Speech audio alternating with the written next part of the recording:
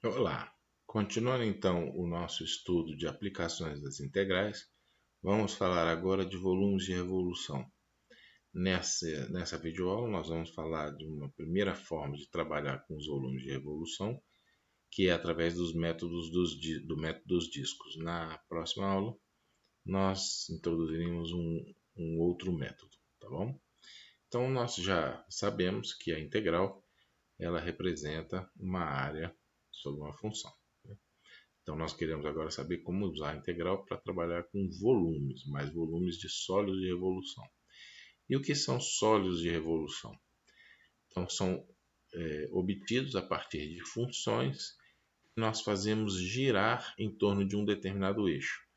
Para o nosso método atual, o eixo a ser considerado é o eixo x. Então nós temos situações em que essa função girando em torno do eixo x, cada um dos seus pontos, ela vai gerar algo assim, que quando forem conectados, né, vão gerar exatamente essa função que aqui está. Então, esta função aqui é um sólido de revolução. Ele, por ser um sólido, ele tem um volume, né? Tem um volume que pode ser calculado daqui até aqui. E esse volume é o que nós queremos calcular. Uma situação um pouco mais complexa é quando nós temos duas funções e nós queremos o volume só da revolução dessa parte que aqui está. Mas isso na verdade não é um grande problema, porque nós podemos calcular o volume da função exterior menos o volume da função majorada. Por quê? Porque quando eu calculo o volume da função exterior, eu estou incluindo toda essa parte aqui embaixo, não é isso? Quando eu calculo só a parte da função g, eu calculo essa mesma parte, e se eu subtraio um do outro, eu cancelo essa parte que aqui está. E aí calculo só da parte que me interessa, que é a que está entre as duas funções. Então, nesse caso, eu calculo o volume 1, que é da função f, vou colocar como sendo a função f, e subtraio do volume obtido pela função g, tá certo? Então, rigorosamente é a mesma coisa, tá? É óbvio que podem aparecer situações mais complexas, em que as funções se cortam e tudo, mas isso pode ser tratado usando inclusive as mesmas ideias que foram desenvolvidas para as áreas das funções, tá bom? Então vamos ver como é que nós podemos encontrar a expressão para o cálculo desse volume. Então vamos considerar aqui uma situação típica em que nós temos uma função, a nossa função f de x, ela é apenas ela é uma função unidimensional, né? Então ela é apenas esse traço que aqui está. Nós queremos calcular a integral que vai desse ponto aqui que eu vou chamar de A até esse ponto aqui que eu vou chamar de B. E eu quero calcular o volume associado à revolução dessa função em torno do eixo x, tá certo? Então eu crio pequenos cilindros, por isso que chamo disco, né? São discos, né? O método disco, eu crio discos. Então, na verdade, eu estou criando aqui vários, eu coloquei um ali como sendo representativo, mas são vários cilindros. E eles têm altura, vejam que isso é uma altura, tá? Isso é importante, a altura do cilindro é dx. E qual é o raio?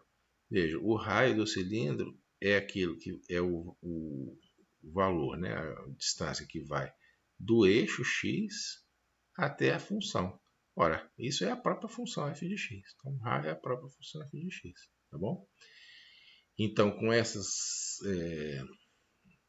elementos, eu sou capaz de calcular o volume de cada um desses pequenos discos, né? Então, cada disco infinitesimal vai ter um volume que é π vezes o raio ao quadrado. O raio eu já mostrei que é a função, então π vezes f de x ao quadrado, vezes a altura, que é dx. Como isso daqui é o volume infinitesimal, eu tenho que somar os volumes infinitesimais para obter o volume total. Então eu tenho que calcular uma integral que vai nos extremos considerados, né, de A até B, que é o π vezes o raio ao quadrado, então é a área da base, vezes a altura. É simples, tá? Então vamos fazer um exemplo muito simples aqui. pegar essa função, que tem um aspecto bastante interessante, né? Ela tem um bico, inclusive, é bem bacana. E ela pode ser simplesmente representada pela raiz de cosseno de x, desde que eu esteja calculando de 0 a π sobre 2. Então, vejam, aqui tem um eixo, né? O eixo x que está passando aqui, tá? Em 3 dimensões. Essa função está sendo girada em torno do eixo x, tá certo? E está dando esse resultado aqui, porque eu estou calculando do 0 até o π sobre 2 em x, tá bom? Então, eu simplesmente aplico, então essa função essa linha verde é a função, né? Eu aplico simplesmente a fórmula, né? Quando eu coloco ao quadrado, a raiz quadrada sai, e eu tenho simplesmente essa integral. Lembrando que, na verdade, faltou um π aqui, porque o volume é π vezes r ao quadrado dx, né? Então tem mais um π aqui, e o resultado aqui vai dar simplesmente π, porque o seno que foi calculado vai dar simplesmente seno de π sobre 2, que é 1. Então é muito fácil de calcular. É claro que, a depender da função, essa integral pode ser um pouco mais complicada, mas aí é um problema de integração.